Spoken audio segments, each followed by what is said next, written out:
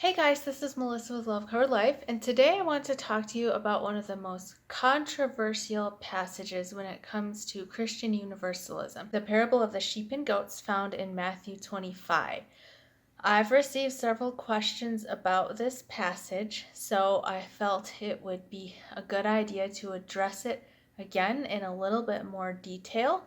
So first, I'm just going to read this to you so that we're all on the same page and know exactly what we're talking about. Matthew 25:31 through 46. But when the Son of Man comes in his glory and all the angels with him, then he will sit upon his glorious throne. All the nations will be gathered in his presence, and he will separate the people as a shepherd separates the sheep from the goats. He will place the sheep at his right hand and the goats at his left. Then the king will say to those on his left, "Come, you who are blessed by my Father, inherit the kingdom prepared for you from the creation of the world. For I was hungry, and you fed me. I was thirsty, and you gave me a drink. I was a stranger, and you invited me into your home. I was naked, and you gave me clothing. I was sick, and you cared for me. I was in prison, and you visited me." Then these righteous ones will reply, "Lord, when did we ever see you hungry and feed you, or thirsty and give you something to drink, or a stranger and show you hospitality, or naked and give you clothing? When did we ever see you sick or in prison and visit you?" And the king will say, "I tell you the truth.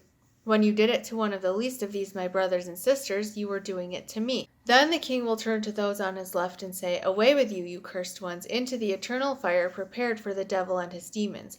For I was hungry, and you didn't feed me. I was thirsty, and you didn't give me a drink. I was a stranger, and you didn't invite me into your home. I was naked, and you didn't give me clothing. I was sick and in prison, and you didn't visit me." Then they will reply, "Lord, when did we ever see you hungry or thirsty or a stranger or naked or sick or in prison and not help you?" And he will answer, "I tell you the truth. When you refused to help the least of these my brothers and sisters, you were refusing to help me."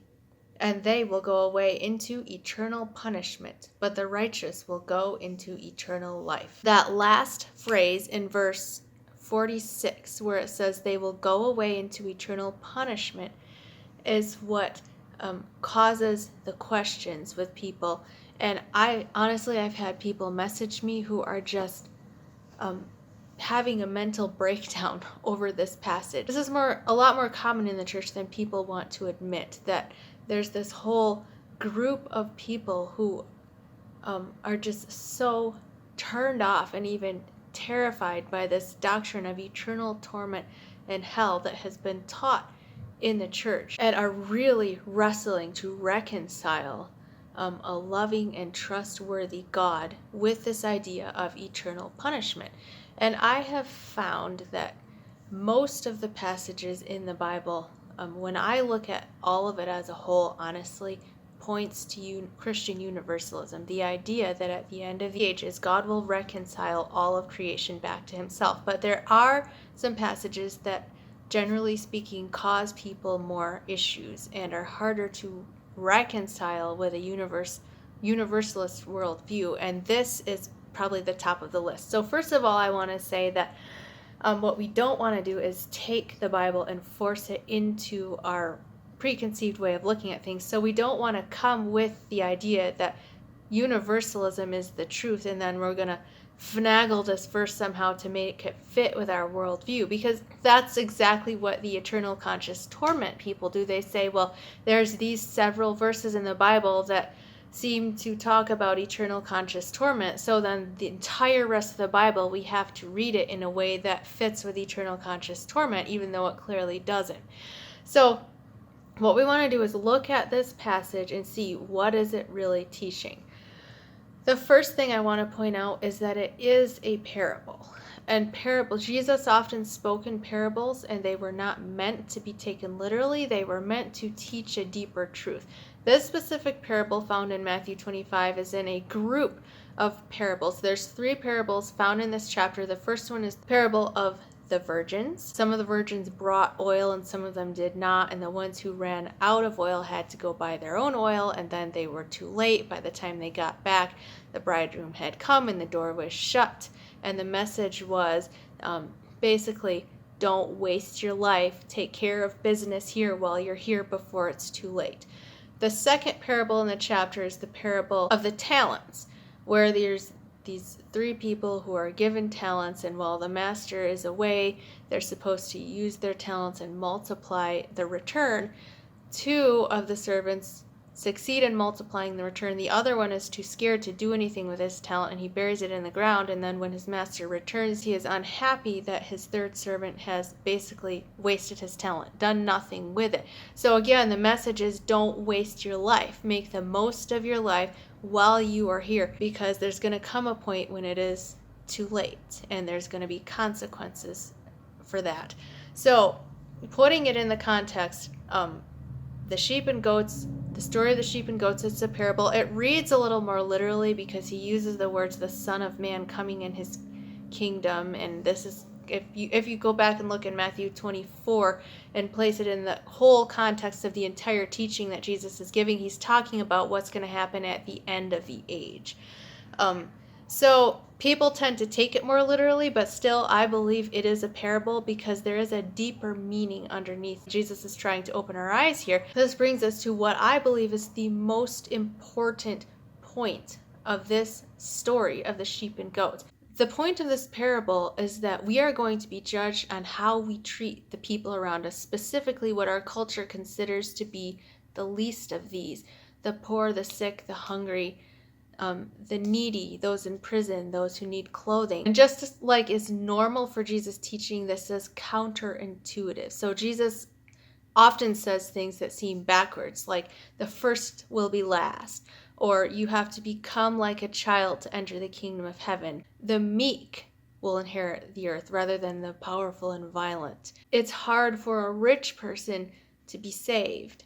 So this again is another example of that backwards thinking where Jesus is saying we are going to be judged not on our accomplishments. We're going to be judged on how we treat the least of these, how we take care of or don't take care of the poor and needy among us. It says nothing about praying a prayer to accept Jesus Christ into your heart. It says nothing about whether or not you believe in God. It says we will be judged by how we treat the people around us. And this is why I say it's an example of the upside down type thinking, like where Jesus just flips things around on you, because he's speaking to the religious people of his day, yes, but he's also speaking just as much to the church today. It applies just as much to us. Jesus is saying, wait a minute, you have it all wrong.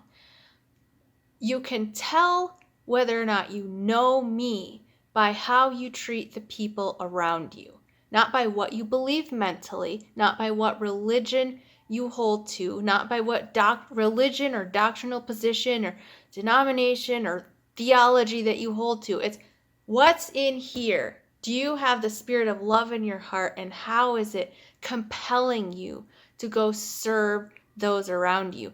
So there are many people who accept Jesus as Lord and Savior and attend church every week and live disconnected in different selfish lives.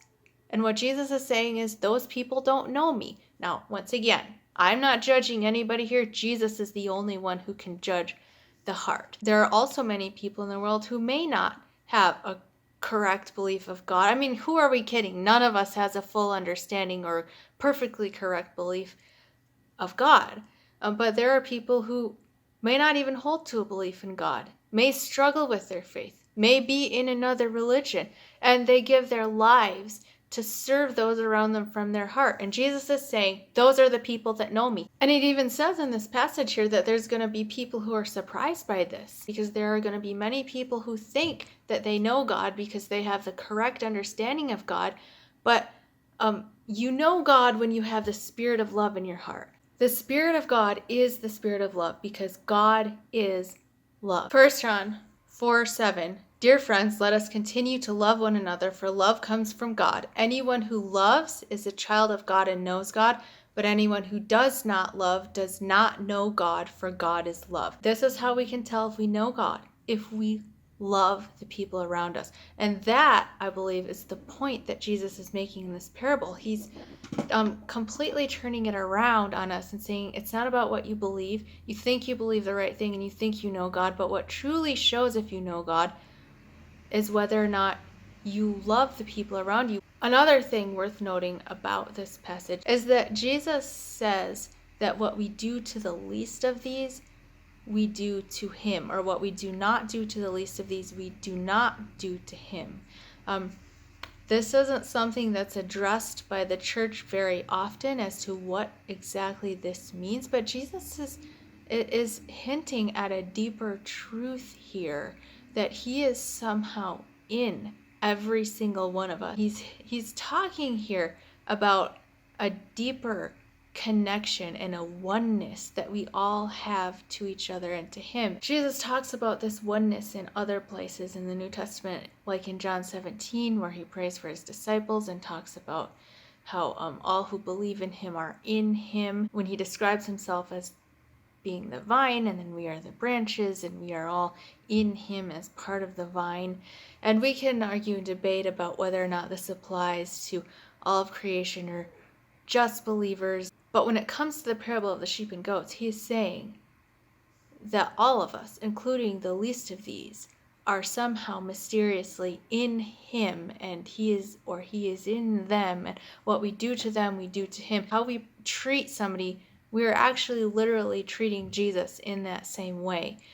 And so when it talks about the eternal punishment, one way of looking at it is that people who do not have the Spirit of love or the Spirit of God in their hearts are living a life of disconnection from that deeper truth of oneness with God that Jesus came to bring for us.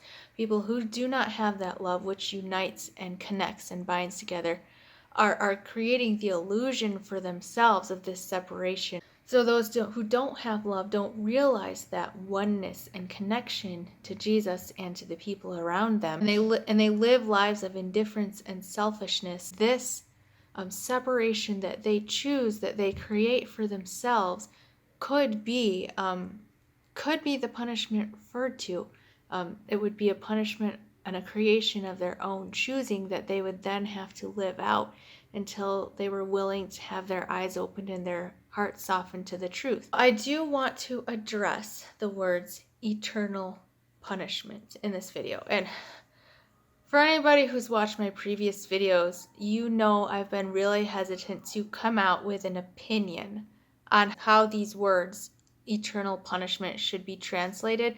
There's huge debate over this among scholars. I'm not a scholar. I don't know Greek. I don't feel that I'm qualified to be giving an opinion on how these words should be translated. But because people keep asking me about it, I will go into this a little bit.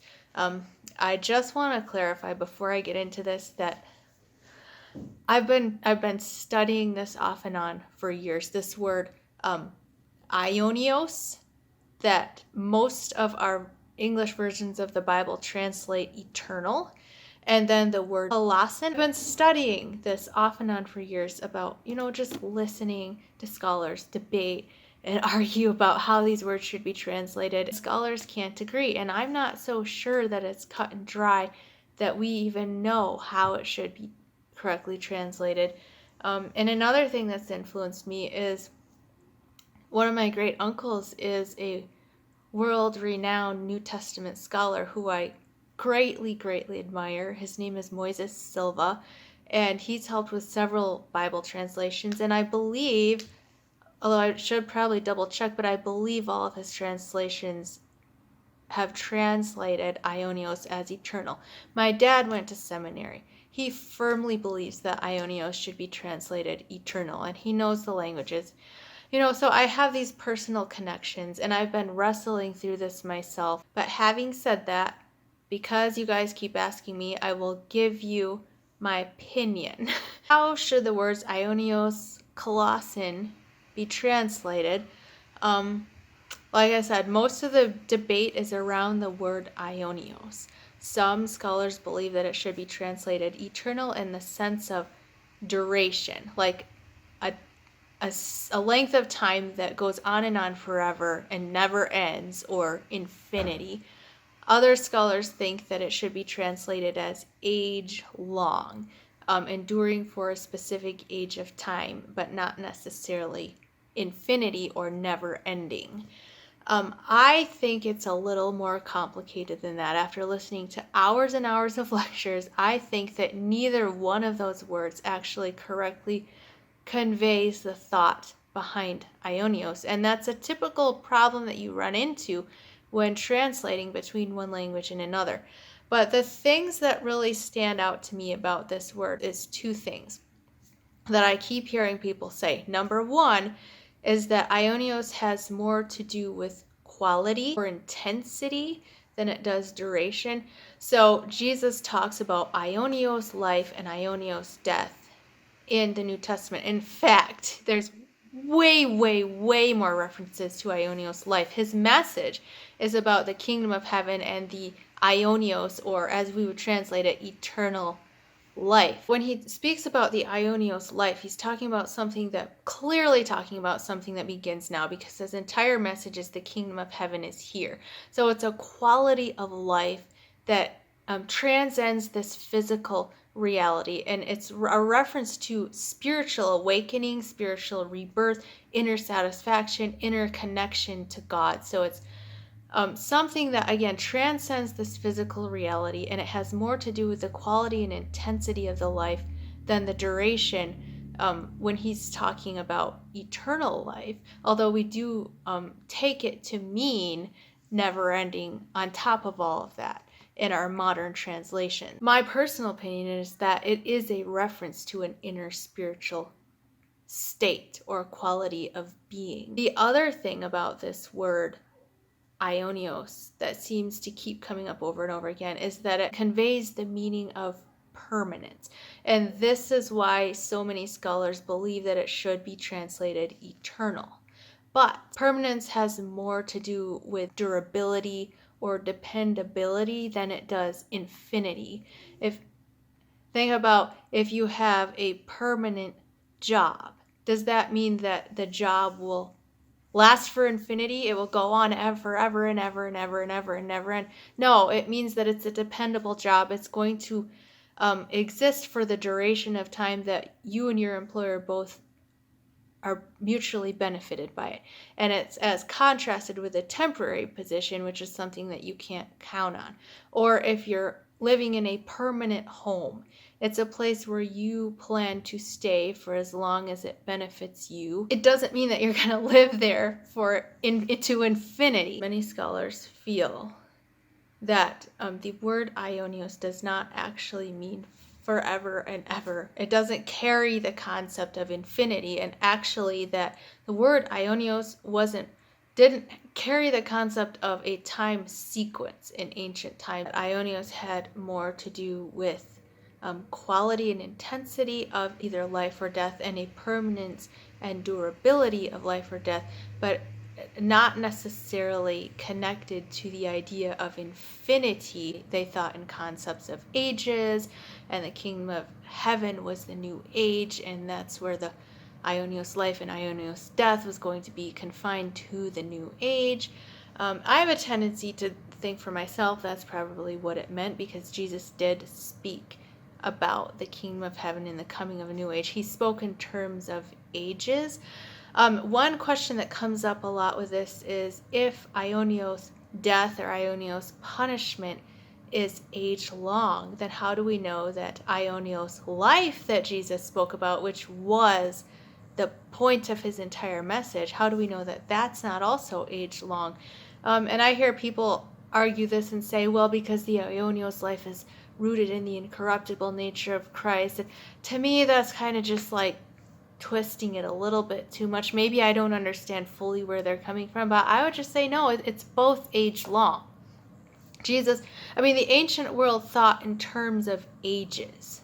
Okay, and Jesus was ushering in a new age. He was bringing the kingdom of heaven. And for those who do not receive the kingdom or receive the Spirit of God into their hearts and live the kingdom, which is love of God and love of your neighbors, now, then there will be the age of the Aionios punishment or the Aionios life. But that, to me, also is not the end of the story. In 1 Corinthians 15, we see an outline of how things are going to progress, starting in verse 21. So you see, just as death came into the world through a man, now the resurrection from the dead has begun through another man. Just as everyone dies because we all belong to Adam, everyone who belongs to Christ will be given new life. But there is an order to this resurrection. Christ was raised as the first of the harvest. Then all belong to Christ will be raised when he comes back, which is when the parable of the sheep and goat will happen, and then people will either go into Aionios life or Aionios punishment. After that, verse 24, the end will come, when he will turn the kingdom over to God the Father, having destroyed every ruler and authority and power. For Christ must reign until he humbles all his enemies beneath his feet, and the last enemy to be destroyed is death. If death is going to be destroyed, then Aionios death or Aionios punishment at that time has to come to an end. Verse 27, for the scriptures say God has put all things under his authority. Of course, when it says all things are under his authority, that does not include God himself, who gave Christ his authority. Then, when all things are under his authority, the Son will put himself under God's authority, so that God, who gave his Son authority over all things, will be utterly supreme over everything, everywhere, or as some translations put it, God will be all in all. So how can God be all in all if some are still experiencing punishment and have not accepted the Spirit of God into their hearts? The way that I would read this passage is to say that we have the age of the kingdom, which Jesus ushered in. Then when he returns, then we have the age of the Aionios life and Aionios punishment, which eventually will also be brought to an end. But within that time frame where it's existing, it has a sense of permanence and durability and intensity. It makes it very important that we not waste our lives here, which is the point of the parable. The parable itself is not speaking about what's going to happen at the very end of the ages. It's talking about how we live our lives here, and emphasizing the importance that we live lives of love, so that we truly know God now, so that we can avoid the consequences of the coming age. Okay, now a quick note on the word kolossus that is used in this passage for punishment. There's a lot of debate on this word. Also, some people insist that it means retributive punishment, but I personally think that the argument against retributive punishment is a lot stronger on this one, because the word itself, the etymology of the word, comes from gardening. Originally, it meant to prune. Now, the question is, did it still carry that meaning when it was written in the book of Matthew? In my own studies, it's been pretty easy to confirm this. If you look at Thayer's Greek lexicon, there's 3 definitions for kolossus. Number 1 is properly to lop, prune, as trees or wings. Number 2 is to check, curb, or restrain.